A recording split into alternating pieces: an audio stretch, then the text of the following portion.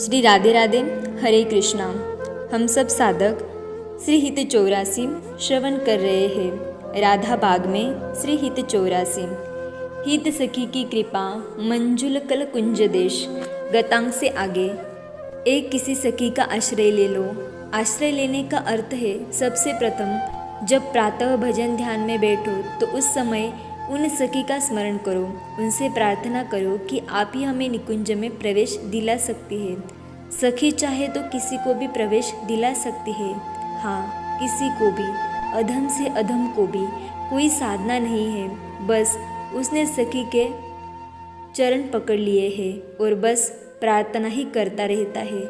सखी जो ही गुरु रूपा है, उनकी कृपा बिना श्री जी की कृपा भी नहीं मिलती। अच्छा सुनो, एक लुटेरा था श्री वृंदावन में। उसका नाम था नरवाहन। वो लूटता था। जो व्यापारियों का माल श्री वृंदावन से होकर जाता था तो वो टैक्स लेता था। पहले तो यमुना जी बहुत बड़ी थी, जल भी बहुत था, पानी जहाज चलते थे। दिल्ली, आगरा, प्रयाग आदि व्यापारी लोग नाव से सामान लेकर आते जाते थे, तो नरवाहन उन्हें लूटता था। इसके लोग थे लुटेरे। उन सबका सरदार ये नरवाहन राजा कहलाता था। श्री हित सखी के अवतार श्री हित हरिवंश महाप्रभु श्रीधाम वृंदावन आए तो इनके साथ इनकी 2 पत्नियां और श्री राधा वल्लभ लालजू थे। ये विवाह उन्होंने भोगवश नहीं किया था। एक पंडित जी थे, वही अपनी 2 बेटियों को इन्हें दे गए। ये आ रहे थे श्री वृंदावन। उन पंडित जी के पास थे ये श्री राधा वल्लभ लाल। उन श्री राधा वल्लभ लालजू को लेने के लिए श्री हित हरिवंश जू ने उन दोनों कन्याओं से विवाह किया, क्योंकि वो पंडित जी बोले थे इनको तो मैं दहेज में ही दूंगा अपनी बेटियों के साथ। तो उन कन्याओं से विवाह करके श्री राधा वल्लभ जी को लेकर श्री हित हरिवंश जू आ गए श्रीधाम वृंदावन। उन दिनों श्री वृंदावन सच में ही वन था, टीले बहुत थे। तो मदन टेर नामक टीले में आकर श्री हित जू ने उनके ठाकुर श्री राधा वल्लभ जू को विराजमान कराया। उन दिनों टीलों पर कब्जा था नरवाहन का, क्योंकि यमुना में कौन सी नाव जा रही है, कौन सी आ रही है, ये उनके लुटेरे टीले पर चढ़कर ही देखते थे।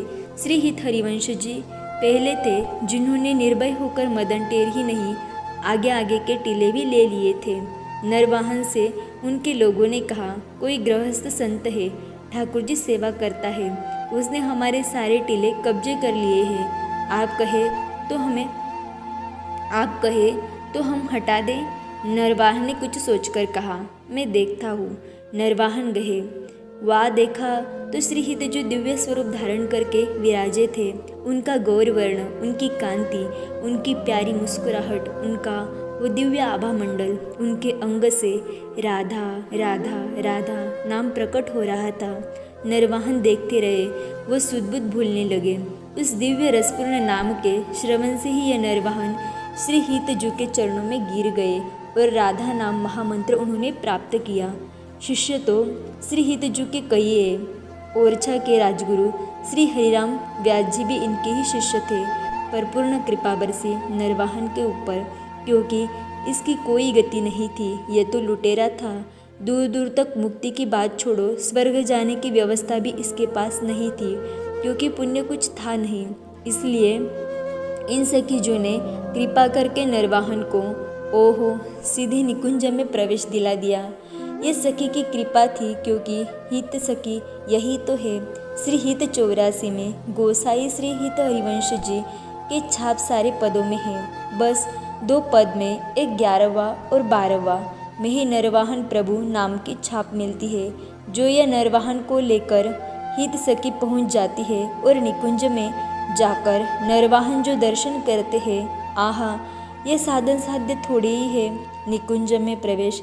इसके लिए तो सखी की कृपा चाहिए, उसके बिना संभव नहीं है। आज श्री हित 84 जी का 11वां पद गान होगा। मंजुल कल कुंज देश, राधा हरि विशद वेश, राका नभ कुमुद बंधु शरद जामिनी, श्यामल दुति कनक अंग बिहरत मिली एक संग, निर्दमनी नील मध्य लसत दामिनी, अरुण पीत नवदुकूल अनुपम अनुरागमूल सौरभ जुत शीत अनिल मंदगामिनी किसलय दल रचित सेन बोलत पिय चाटु बेन मान सहित प्रतिपद प्रतिकूल कामिनी मोहन मन मत तमार परसत कुच निविहार बेपत जुत नेति नेति वदत भामिनी नरवाहन प्रभु सुकेली बहुविधि भर भरत झेली सोरत रस रूप नदी जगत पावनी मंजुल कल कुंज देश राधा हरि विशद वेश राकानब कुमुद बंधु शरद जामिनी शरद जामिनी। ध्यान।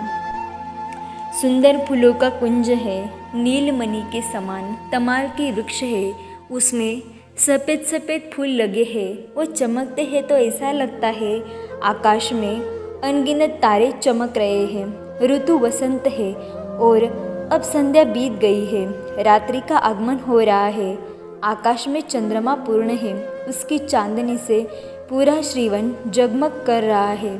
उस समय जो शोभा हो रही है श्रीवन की, वो तो बस चिंतन का ही विषय है। इधर कुंज की शोभा अद्वितीय है, कुंज पुष्पों से तैयार किया गया है। उस कुंज में जो पच्चीकारी है वो भी पुष्पों के कलियों की है, एक प्रकार से फूलों का बंगला ही है। कुंज एक नहीं है, 6 कुंज है।